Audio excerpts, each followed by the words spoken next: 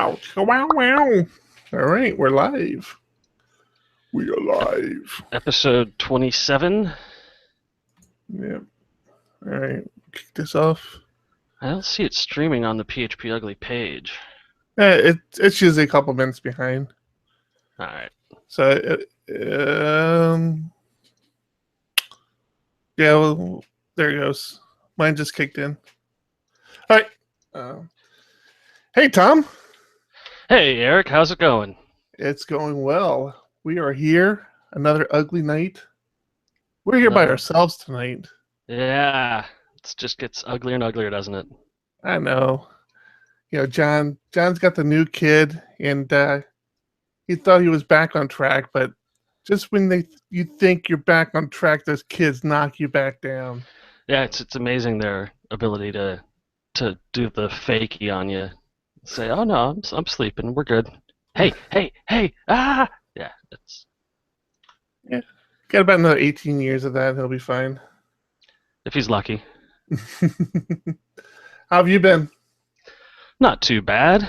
I've been doing the other show, Laracast Live, with you. Larachat Live, yes. I'm sorry, Larachat Live.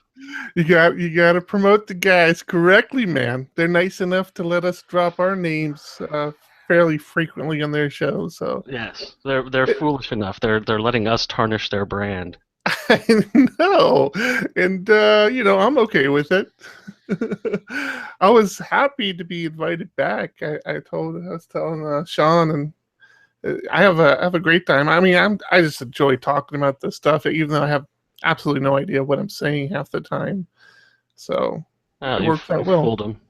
Yeah, that's it. We fooled him for another week. We'll see if we get invited back for a third show. So what have you been up to? Oh man, just your typical stuff. I think my big little pet project this past weekend. I don't know why, but for some reason I had decided that I was going to spin up a company blog this weekend, and not that we have anything to post. As a matter of fact, the thing that began it was I had committed to writing that post for Atom IO and PHP developers, and I had decided that I didn't want to put it on my personal blog. My personal blog, I'm kind of done with. I want to just archive it at this point. Well, we had talked about using like the SDPHP blog as a sort of a public space.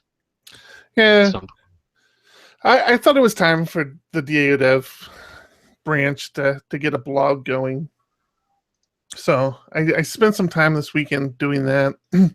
It was fun. I kind of burnt through a couple of CMS systems. I was pretty sure I didn't want WordPress. I'm not going to get into a whole, just knocking on WordPress or anything like that. We make good money off WordPress, but I didn't want anything that big. I wasn't looking for anything heavy. The blog is not going to be a focal point for us at all. I just want something really simple, kind of what I did with the PHPUgly site, where we could edit some markdown files and just publish that and be done. Right. That was it. With the PHPUgly site, I do that through Katana, which is that Blade-enabled flat file generated script that I think the guys over at Titan created. Mm-hmm. It does okay. It works pretty well. The only thing I didn't care for, or the only thing I don't care for, well, there's a few things, but the big thing is you actually have to build it. You have to do a PHP Katana build and have it generate the files. So I'm like, let me see if I can find something better. And I'm always kind of gravitating towards Laravel. Of course, we could have built our own. We're actually building another CMS system for our user group. And I'm working with one of our members who's doing a fantastic job. Arnold, dude, if you're listening, you're doing a great job. And if you're not listening, man, why aren't you listening? Jerk. Exactly. Arnold's just stepped it up. He reached out to me and just said, "Hey, I'd be interested in learning some Laravel. You guys said you wanted some help with the website. What are you looking for?" I'm like, "Really, man? Anything you want to do? I'm fine starting all over again." What do we use now? October, right? Which is another Laravel CMS solution, and that's just clunky. I'm not happy with it at all. So I just told him, like, if you want to learn Laravel hardcore, have at it. I'll help you. I've helped him a lot understanding Git workflows and best practices and things like that. And he seems really appreciative, very eager to learn. Guy's doing a fantastic job. Nice. But I didn't want to do that for the company blog either. I remembered a few weeks ago we talked about how PyroCMS moved over to Laravel. I'm like, all right. Yeah, I'm like, all right, let me try PyroCMS. So I go down that path, and right off the bat, I ended up not using PyroCMS. I won't leave this as a cliffhanger. You got burned. No, I didn't get burned. Pyro. See what you did there. Thank you.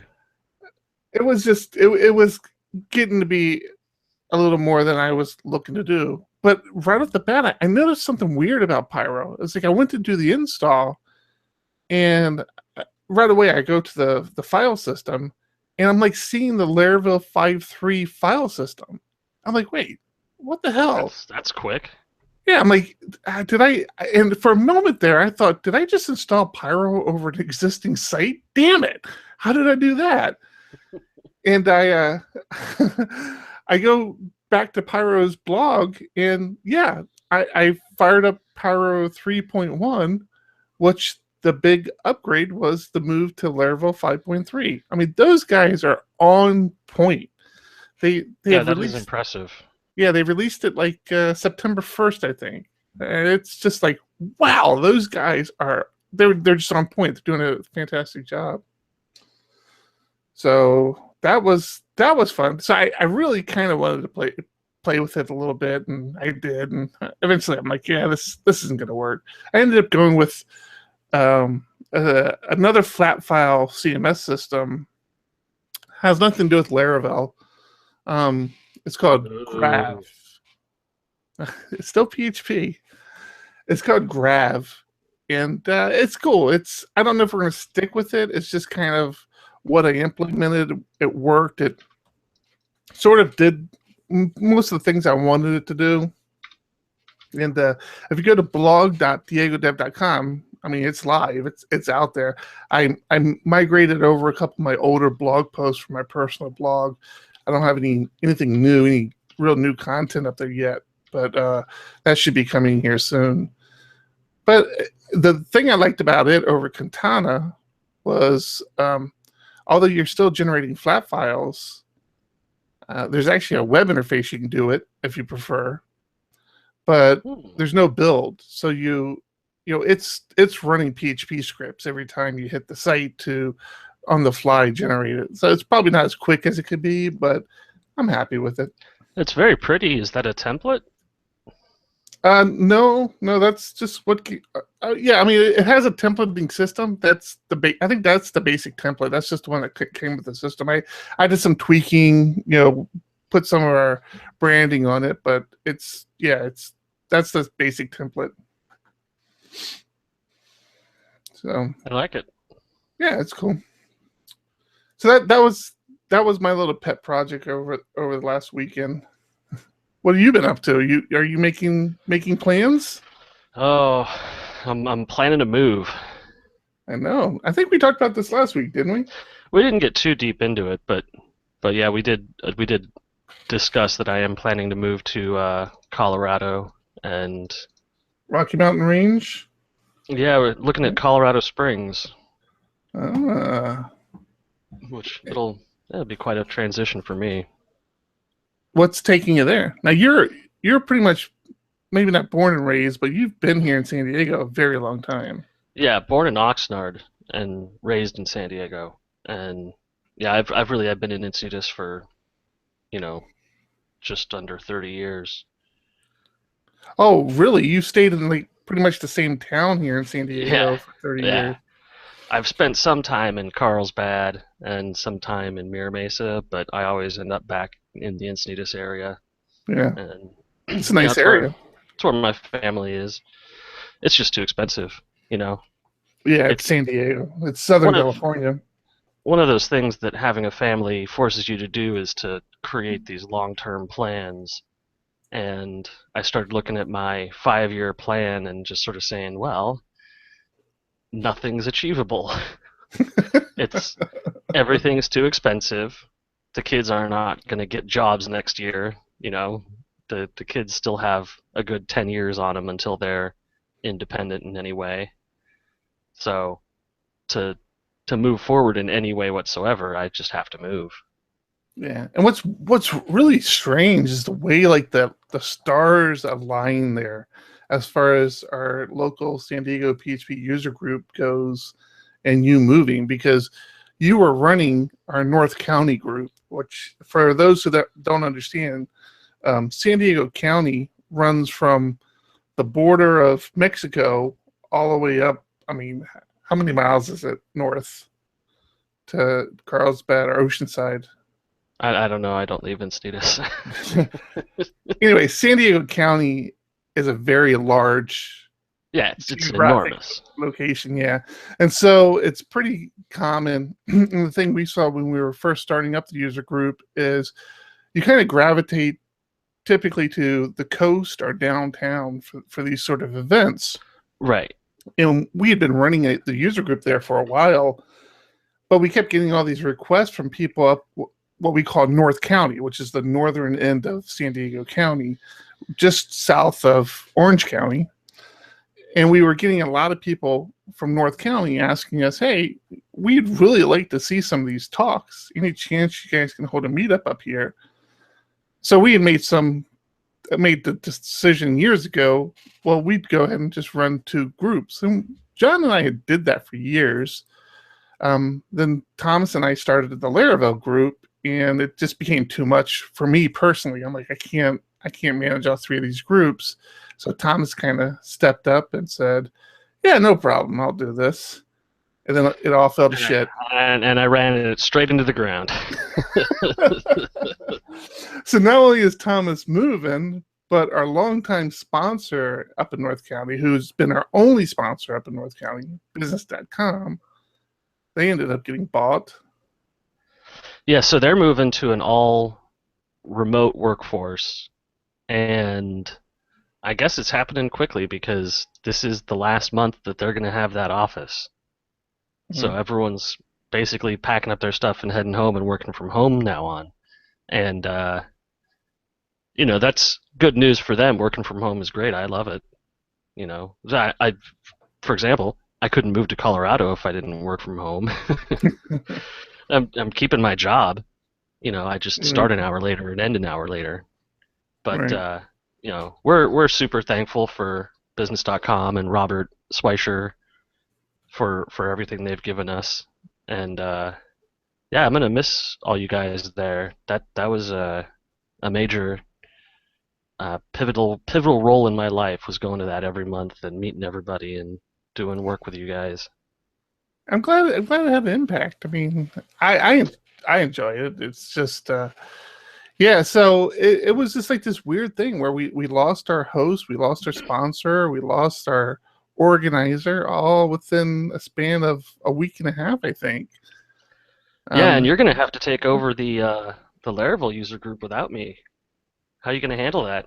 Oh, I've already got my next man lined up. He's already queued up. Really? Oh yeah. Is it Evan? No, Evan didn't bastard. I offer. knew he'd do it. He's been ready to stab me in the back since I met him. Who? Evan. No, I'm saying he didn't do it. No, it was the man you least suspect, Marcus. Marcus stepped up and said, "Oh, I can understand that. Sure." Oh, I mean, it was a no-brainer for me. I'm like, really? Yeah, if you're interested, absolutely.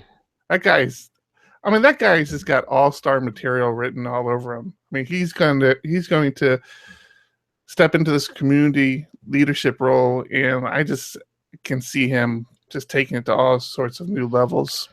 Yeah, I think he's got that ambition that I had when I started with you guys 4 years ago, where and then we drained it out of you. Yep. You guys didn't. It's just, it turns out that finding speakers isn't easy. It's a pain, right? It's hard. It's surprisingly difficult to bribe people to just give a talk. People just don't understand. I mean, the ones that just show up to the meetups, and I get it. I mean, you don't want to worry about it. It's not your problem. I understand that. But just, you don't really, there's a lot of work that goes into making sure you have a location, you have food, you have drink, you have a speaker, everybody's happy. I think that's one of the things that irritates me the most about us being an organizer is the people who RSVP and then last minute bail on you, because it's like you're going to your sponsor and saying, yeah, no, we're going to have 20, 25 people there, and then you get like 5 show up. 3 people are there who don't work for the company. Yeah, it's it hurts. I mean, we've got spam RSVPs too. We've got people who join Meetup for the purpose of spamming stuff, and they RSVP and we've never met these people. They just RSVP, and we have to, assume that they're not going to show. Yeah. So I tell you, I mean, any community organizer out there, I don't care what language you're sponsoring or what platform you're sponsoring in general. Man, my hat's off to you guys. I understand. You're doing heavy lifting. When you get to Friday and you get off work and you realize that Tuesday is the date that you have to have things ready to go by, and you have been intentionally not thinking about it. You got to follow up with the presenters. That's the most stressful point. Those moments where you get to the meetup and your presenter's not there yet. It's like, okay, dude, please show up, man. I don't have anything to talk about if you're not here. Those are always the most stressful moments. That's why I like to get there late on purpose. I don't have to, because if I get there late and they're already not there, then I know something's gone wrong. I don't have that suspenseful period where maybe something's awful. So if we haven't discouraged you yet, and you live in San Diego, and you're interested in finding a sponsor and running a North County user group for PHP, reach out to us and we'll make it happen. I haven't given up. I still think we might be able to pull it off, but it's going to take Carlsbad's a big tech sector. I don't think it'll be hard. My only issue is that there is another meetup group which is a full stack focused group, and they're big. But they don't. So I don't know. PHP. Maybe that's what we do. Maybe we bust in and start laying PHP down for them. Let's say, true. Join forces in some way. Yeah. So you got any more news? Well, he's not here. Our buddy John is not here, but John got another article published in PHP Arc, which the September issue of PHP Architect. And if you're not aware of what PHP Arc is, and you think you're a PHP programmer, you really need to think about your career decisions, because PHP Arc is kind of the de facto, trade rag of our business. Now this is a magazine, so it's like a printed version of a web page. Yeah, well, it's either a physical magazine or digital. You can get it either way. Yeah, I didn't get my free copy from John. I don't know what's going on. I think John only gets one copy. I bought a digital copy because I wanted to read it. I'm pretty sure he wrote it in Crown. Kind of not impressed. Not impressed with his penmanship. No, it was a great article. He based a lot of it on a talk that he gave with maintaining legacy code. So I encourage you. The one thing about PHP Arc is you do have to pay. It's a publication that you have to purchase. And I think the digital version is fairly cheap. I think like a single issue is like $6 or something like that. So you can definitely drop $6. I don't know what the printed issues are. And I don't even think you can buy like a single printed issue. I think you have to buy like a year subscription at like I want to say it's like $50 $9 or something. $9 an issue or something like that for the print. It's pricey. Yeah, I knew when he announced that he had gotten an article published, I said to myself, "Oh, I bet it's on maintaining legacy applications." Why would you have thought that? It just seems that poor John only gets stuck working on legacy applications. He's gotten the raw end of the deal. Well, I mean, hey, he's good at it, It's like he's a professional. So that's what he gets. Yeah, so he wrote an article. What is it called even? What's John's article called? Yeah, what's John's article called? It was called something like what was it called? Legacy code needs love too, or something like that. Legacy code needs love too. Right off the top of my head, I remember that. So it's a cool little article. It's not the first time he's been published. I wish I could string together enough thoughts to write an article. I can barely string together enough words to complete a sentence half the time. Yeah, we don't have that same dead air that we used to have on the podcast, though, where you're just sort of staring blankly at the screen, though. If you go back on the early episodes, I think there were some moments where the three of us just sat there saying, Yep. Next. So what's funny is we just did that little joke, but we have a group editing our podcast now.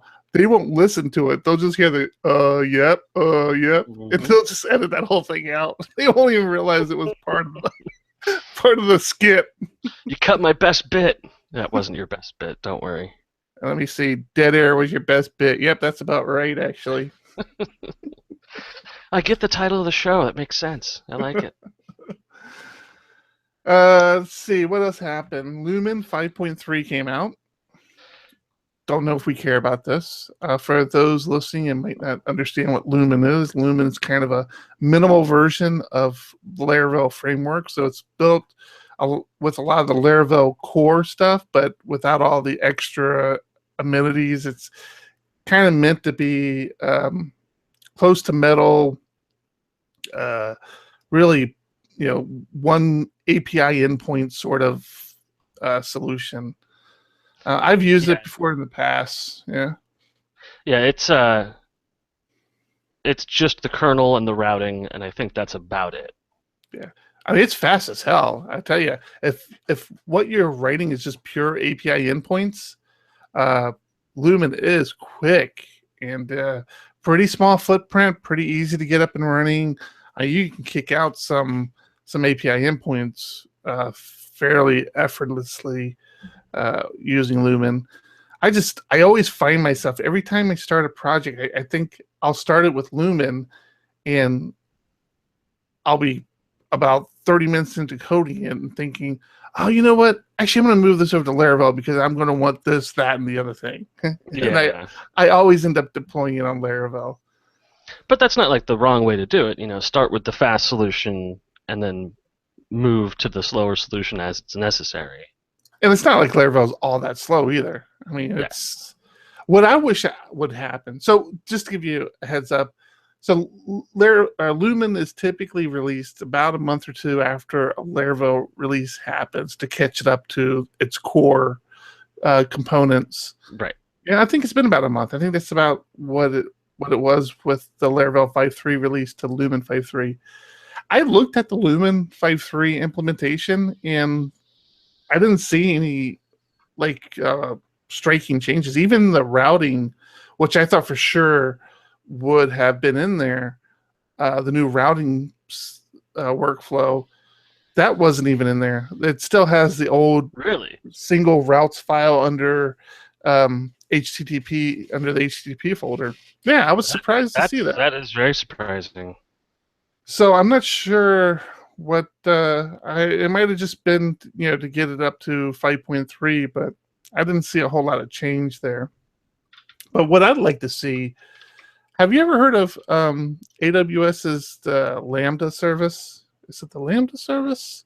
I think that's the service that allows you to write, if you know Node, you can write these little Node API endpoints in it. You use it. I haven't used this.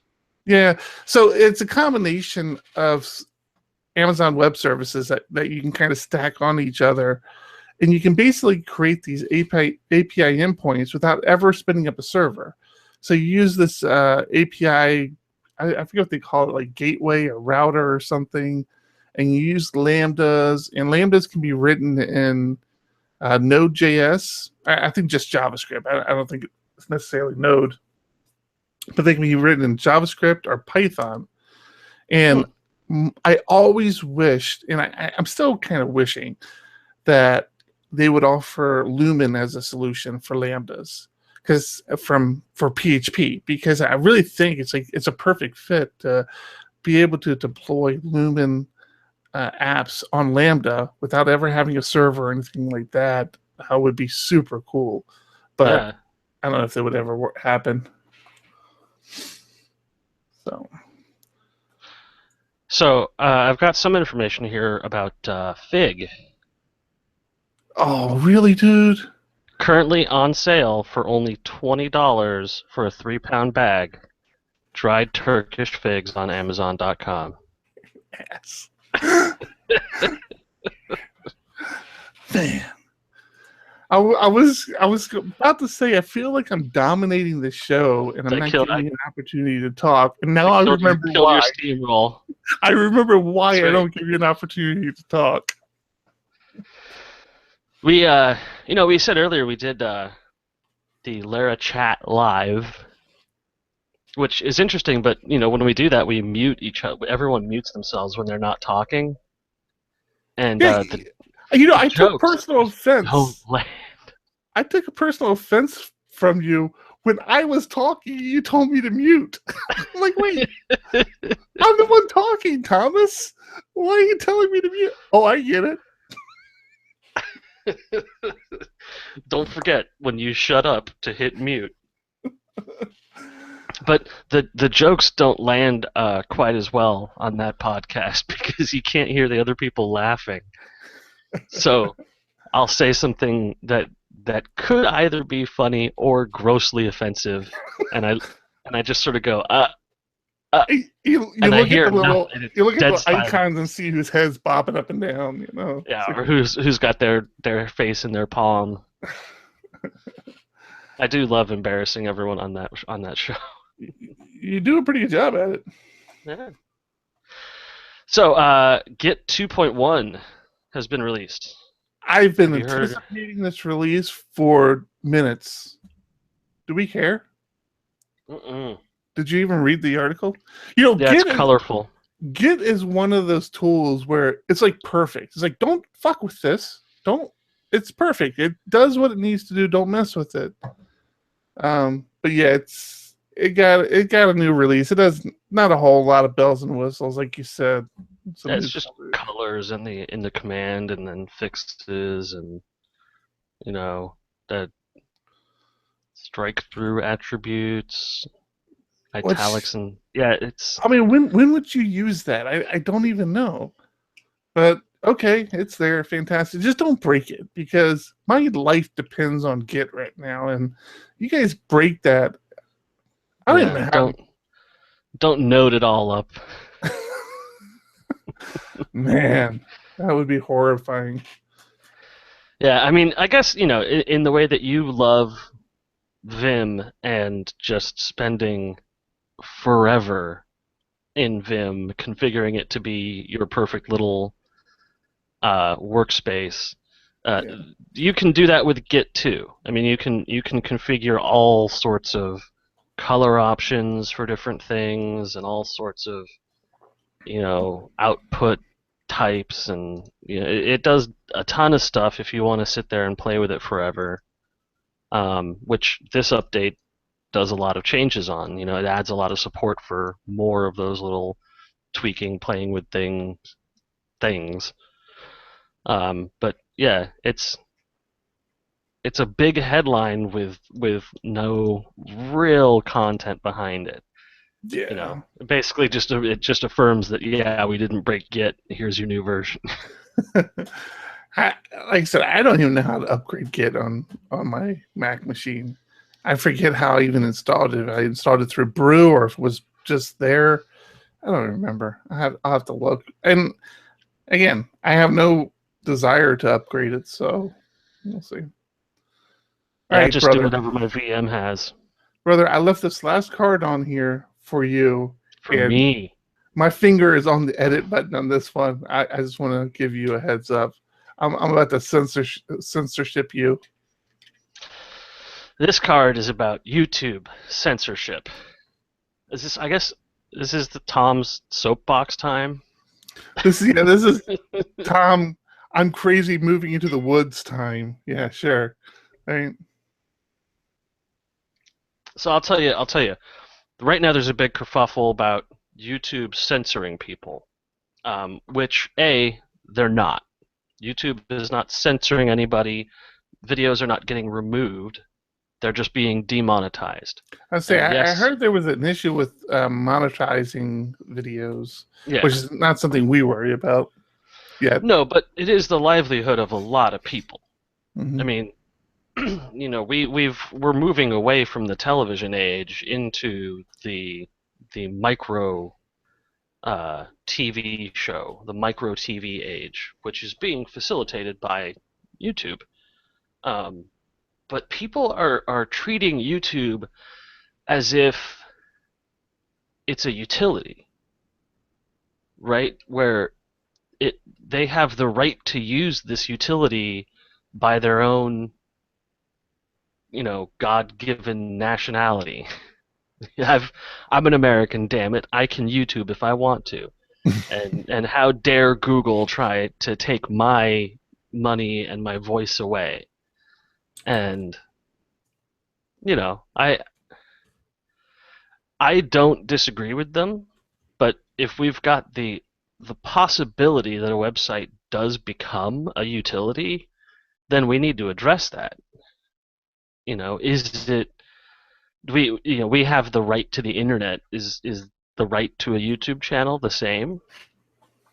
Do we force YouTube to host content and monetize it? You can't do that. So. Yeah, I still don't have my head around the issue with people saying that their video is demonetized, though, because some of the rants I heard about this, it seemed like they thought that this was YouTube would benefit from it, and I didn't follow that. It's like, right, hey, which how they would don't. Yeah, maybe no, I mean, censorship looks like if you criticize YouTube, they remove your video. Well, and that's the other thing. Every video criticizing YouTube right now is monetized and making money for YouTube and the writers. And the thing is I don't know. I've kind of always been on this fence on whether a company can actually censor somebody, because yeah, sure, they can take down videos that they don't like, or speech that they don't care for, or songs that they think are copyrighted or whatever. And yes, that's censorship, but that's not, I live in a free country, you can't censor me censorship. That is a company making a decision, hey, we don't want this stuff on our brand. Yeah. And I'm kind of okay with that. Well, and now, do you know what actually happened? Was YouTube changed its policy on notifying content creators of this demonetization. So this is something they've been doing for a long time, and people started to get emails that said your content has been demonetized for the following terms of service violation. Actually, not even that specific. Just your content has been demonetized. If you want to have this reviewed for correctness, click here. And so people started throwing a fit because now they realized they were being demonetized. Oh, so are you thinking? Are you claiming that it had always been going on. They just weren't being It had. notified. It was always going on. Their terms of service did not change. Their reasons for demonetizing people did not change. It's just that they started notifying people that it was happening when it happened, instead of some people just realizing it when they looked through their old videos. No, that is interesting. Yeah, their interface doesn't make it clear which content is still generating income. It just, the income sort of falls off after a while because the video gets old. Mm. So, yeah, it's a lot of people making a huge fit, but you know, the question is, do we have a utility right to YouTube? Right, and that's the thing. It's like when you base your business on another business, the smaller fish is going to be the one that ends up at the short end there. And it's always been the case. That was always my argument with these companies that buy into the Microsoft ecosystem so hardcore. I always thought SharePoint was one of those scenarios where I'm like, okay, you're buying into SharePoint, but now you need the Microsoft SQL Server, you need the Exchange server, you need Microsoft Office. You've just completely bet everything on Microsoft's ecosystem, and now you're dependent on them. And I worked for some very, very large companies. I felt like, well, they'll do what we tell them to do. And I'm like, no, they won't. They'll come out with the next version of SharePoint, completely change everything, make it incompatible with certain pieces of the stuff we build, and you can say what you want. It will have absolutely no impact on that. And they did that. I mean, it was such. But that's the risk you take, and we all do it to a degree. We're all dependent on other businesses to a degree. But when you're so absolutely bought into it, where you're basically sitting there looking at YouTube, somebody like YouTube saying, "Okay, give me whatever you think I deserve." I mean, you really don't have a leg to stand on. And that's the thing too, is that so many of these content providers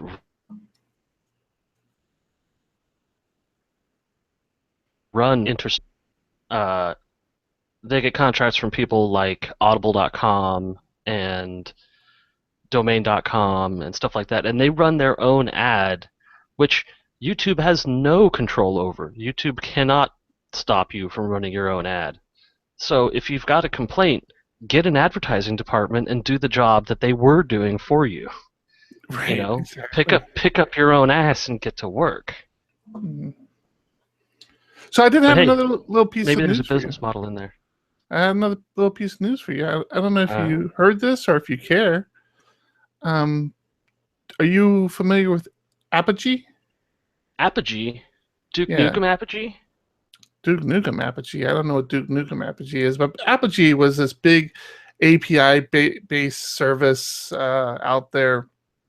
Well, they were really big, and the thing I kept associating them to was like mobile development. They're one of the companies I remember first doing this really big push of creating these microservices that mobile apps could tie into. Well, short story, might be too late already. Google bought them. Oh, really?